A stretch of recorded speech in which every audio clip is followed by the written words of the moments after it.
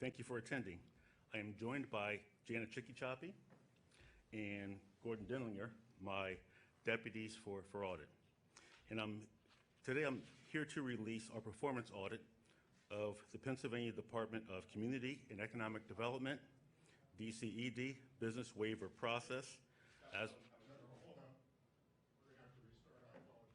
okay.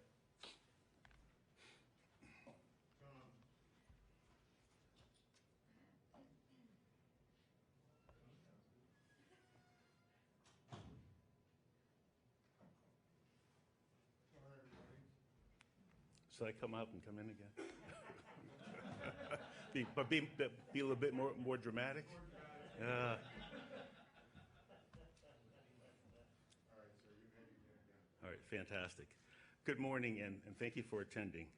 I am joined by Janet Chicky-Choppy and Gordon Denlinger, my deputies for audit. Today, I'm releasing our performance audit of the Pennsylvania Department of Community and Economic Development business waiver process as a result of the governor's COVID-19 shutdown last year.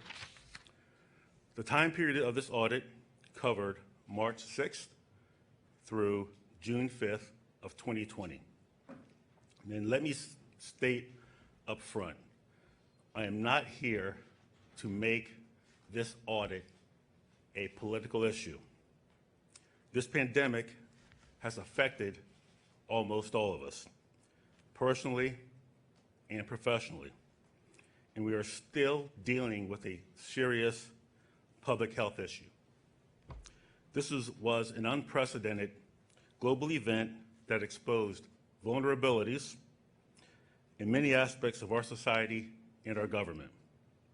And we have an opportunity to learn from it.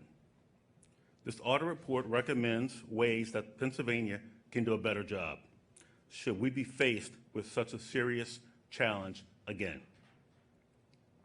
Our audit revealed a flawed process that provided inconsistent answers to business owners and caused confusion. While the pandemic certainly presented some unique challenges, the waiver process was hastily assembled on the fly and unevenly administered. This process should be reformed before anything like this is ever used again. The specifics of what the audit revealed are DCED received a total of 42,380 waiver requests and granted more than 7,000 of them. DCED said roughly 1/3 of those requests came from businesses that did not need to apply for a waiver. Now, that alone is strong evidence that business owners were confused by the state's guidance on life-sustaining businesses. The guidance, first issued on March 19th, changed more than 19 times, changed more than 9 times before May 28th. A frequent asked questions document, something that was supposed to make things clearer for business owners, changed a total of 14 times. The waiver application itself was revised 5 times. While these changes were somewhat understandable in light of the evolving circumstances, they can certainly contribute to the confusion felt by the business owners. Our team selected 150 waiver applications for closer review and examination. Auditors felt the final responses issued to 103 of the applications appeared reasonable. They questioned the responses to the other 45 applications. They were concerned with the extent of subjectivity involved in making these decisions. But these questionable decisions had real-life negative consequences to businesses that should have been able to operate, but instead were told they had to close. For example, a greenhouse business, greenhouse selling fruits and vegetables, had asked to fill phone orders through either pickup or delivery. They initially received a response that a waiver was not required. It was later changed to no. DCED should have clarified in its initial response that only delivery of items was allowed. This likely caused frustration and confusion to businesses as to what they were allowed to do. We also looked at response times for the 150 applications. 2 of them got no responses. For the others, initial decisions were issued within a range of 1 to 28 days, with an average of just under 6 days. When the future of your business may be hanging by a thread, waiting even just a few days for an answer can feel like an eternity. These days were stressful, not only for business owners, but for their employees and their families as well. The review process used by DCED evolved as time went on. Early applications were handled differently than those that came later, when an extra layer of review was added, sometimes including attorneys. Business that used certain keywords in their applications got favorable but questionable responses. For example, reviewers were looking for certain phrases, such as a statement that a business was serving healthcare providers or that it would not serve customers in person. The tracking databases used by DCED did not include each decision made, but only the final determination. Some businesses reached out to trade groups, legislators for help because there was no formal appeal process. While outside involvement does not appear to have had an influence on the type of response issued, it may have led to some waiver requests getting a faster response. And getting prompt answers should not depend on whether or not you have the right connections in Harrisburg. In all, our audit has 5 findings and 22 recommendations. Should a waiver program or anything like this be ever needed again? To summarize, our recommendations include giving more stakeholders, including the business community, a voice in developing industry guidelines, building greater accountability and transparency into the decision-making process, and limiting the number of changes while the program is in operation. The state must provide a playing field that is as level as possible, recognizing that businesses are crucial to Pennsylvania's economic health. DCED responses are included in this audit report, and I would like to thank DCED and the Governor's administration for cooperating with the audit team. I'll now open the floor up for questions. General, first we'll call on Angela Columbus of Spotlight, PA. Good morning. Hi, good morning, General. I was wondering if you were, or your office was able to determine how many of the businesses that were wrongly not provided waivers actually survived the closure process that they were forced to undergo, or were forced to close forever? You know, that's a really good question. That was not part of our audit scope. However, that is definitely a good question for DCED, for the governor's office. But that's a very good question. But that was not included in the scope of this particular audit. This particular audit, we only dealt with the process in which the waiver program was set up, how it was administered, and how did they define a life-sustaining business. Thank you. Next, we have John Finnerty with CNHI. John? John, how are you? We're here, sir. Oh, hey, John. Hi, Mohammed.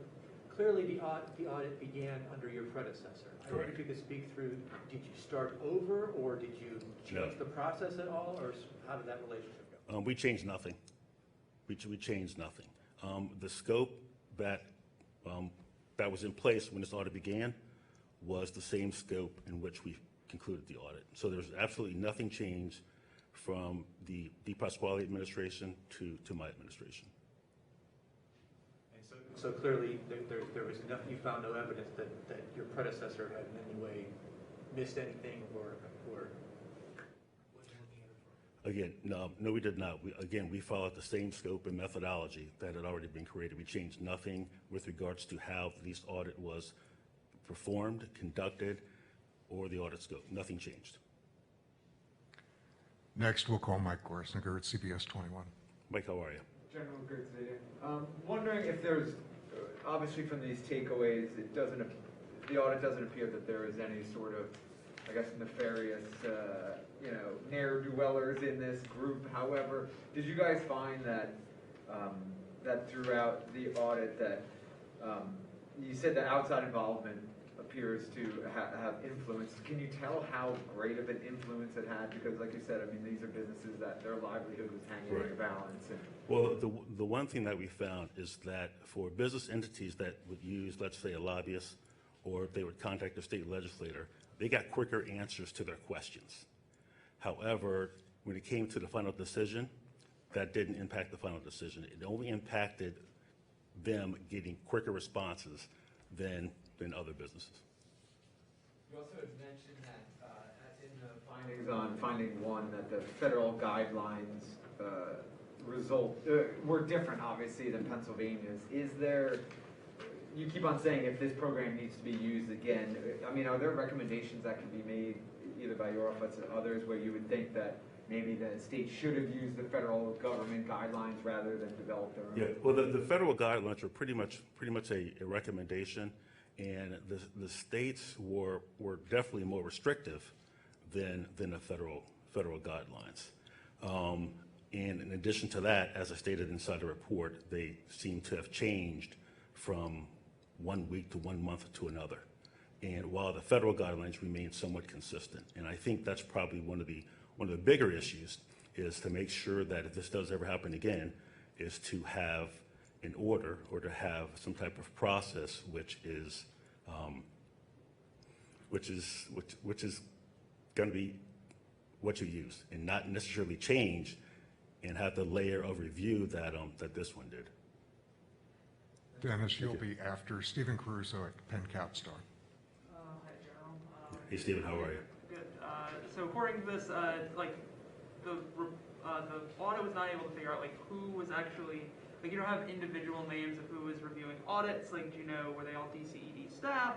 Who was, it says here, I guess, that there was no identity, but do you have any sense of who in the administration was the person going yes, no, this business can open, this business should stay closed? Actually, we don't. That information was never documented. And we asked for that information, we never received that information. So as far as the individuals who were involved with that particular process, we have no idea who those individuals are. We only have the information with regards to what the process was and the final determination. But as far as who did what, we were never given that information.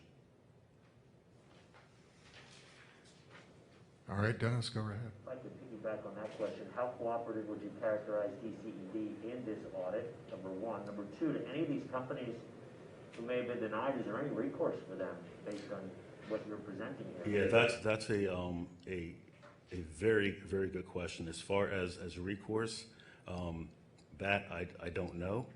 The purpose of this audit was to determine what happened. And as far as any type of recourse, then that is something that would have to would have to be something happen outside the Auditor General's office, because unfortunately, that is not part of our responsibility. And what was the second part of your question? How cooperative was DCED in your doing of the audit? Initially, I mean, when I came on board as Auditor General, they were cooperative. And of course, there always are those instances where you have a challenge with regards to getting some information. And as I stated in the question before, is that we don't have any information on who the decision makers were and actually what process that they had used, if there was a formal process or not. There has been some reporting about Governor Wolf's former cabinet company that initially had gotten a waiver, then didn't get a waiver, and did you look at all specifically on that one? Is there anything you can say about that? That was not part of this audit. Thank you, Dennis. Finally, we have Tom Lehman at WGAO. Can you speak, hi, can you speak to the outside influence issue? And I guess going forward, I know that you have your recommendations in this report, but I would have to wonder, I mean, you know how things work in Harrisburg. There's always a lot of lobbying, a lot of influence. Can you speak to, I guess, just how you correct that from a larger perspective with, you know, potential pandemic or situation that requires a response like this? Because there's always been ways for people to, you know, well, the ways, in my opinion, the best way to stop that is to have a strong enough process in place and to also have the correct number of and the correct type of questions and answers for the businesses. And that was something, again, with regards to this audit, something that was not there. So you have to do a lot of your due diligence up front to assure that any potential questions that a business owner is going to have, there is a place for those individuals to go. And if they do happen to reach out to anybody in the state, then the state would provide them with a clear and concise answer that's consistent to other questions that they may get. so at the end of the day, it needs to be more clear about yes or no. It definitely needs to be more clear about yes and no, and how to do something. Any follow-up questions, quick, briefly? The application process, just to be clear, the application itself didn't have the business name on it, correct? So the people that were looking at the application for a waiver, they wouldn't know the name of the business, is that correct? That I am not sure. We had the names. Yes, I'm sorry. Yes, we did have the names. So thank you. It did. Thank you, Jim. So would you say then that not knowing who was making the final decisions, that could have influenced the outcome depending on who they know and? There was no evidence of that. There was no evidence that somebody who was reviewing the application saw a business name and they say, oh, I like this business, or I don't like this business, and the decision was made off of that. So we have no evidence of that. The only evidence that we have is where the outside influences was used to get quicker answers for those individuals, not necessarily deciding whether or not somebody is granted a waiver or not. Is there a search, I'm sorry, just one more follow-up. Are you guys continuing the process of, because you said that the information on who made the decisions and any type of process they might have used weren't given to you, are you guys continuing that conversation? As of today, this completes the audit report. John Finnerty had a follow-up. Hey, John. Yeah, just go through, you mentioned sort of the businesses that used the proper buzzwords Right. got approved. Would you say then that was there a pattern of really sort of inconsistencies where, like, you know, say a greenhouse was approved, but, you know, was there a pattern where, you know, like a greenhouse was approved and 7 others weren't because they didn't fill it out right? No, I really couldn't base it on an industry type. We would just base it on the use of those particular buzzwords. So we can't say whether it was a greenhouse, a restaurant, or takeout area. It's just when those buzzwords were used, we had noticed that some of those applications had gone through. Just as a matter of just understanding the process, then when they were making decisions, they weren't putting out some sort of statement that said, okay, we've approved a restaurant to do this, so every other restaurant that operates in a similar fashion should have the same waiver. They were doing it just on an individual basis. Is that accurate? Pretty much, yes. Yes, ma'am.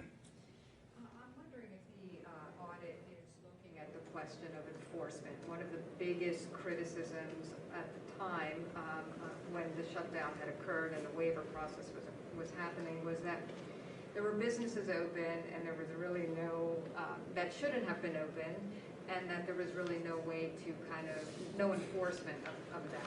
I'm wondering if your audit looked at that, and even if it didn't, if you have some thoughts on that. Yeah, we didn't look at the enforcement of the process, whether or not if a business was operating when it shouldn't.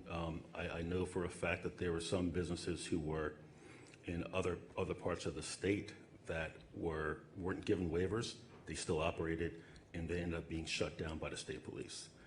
However, that information was not included in this audit report. This audit report, the scope of this audit report was just how the process of the business waiver was created, how it was implemented, and what was a life-sustaining business. Based off of what you've seen from the audit's results, do you think that enforcement is an important part of administering a program like this in the future? Absolutely. Absolutely. Thank you, General. Tom, follow? Just, could you speak to the fact, I mean, this is a pretty unprecedented situation, and your findings, and I guess potentially looking through communications back and forth, did you get the impression that there was confusion or perhaps, There was confusion. There was confusion, and keep in mind, one of the things that I opened up with was that this was an unprecedented pandemic, and things were hastily put together, and it caused confusion, with the businesses and with the individuals. So, yeah, to answer your question, there was confusion. Very good. Thank you, everyone. Thank you, General. Thank you.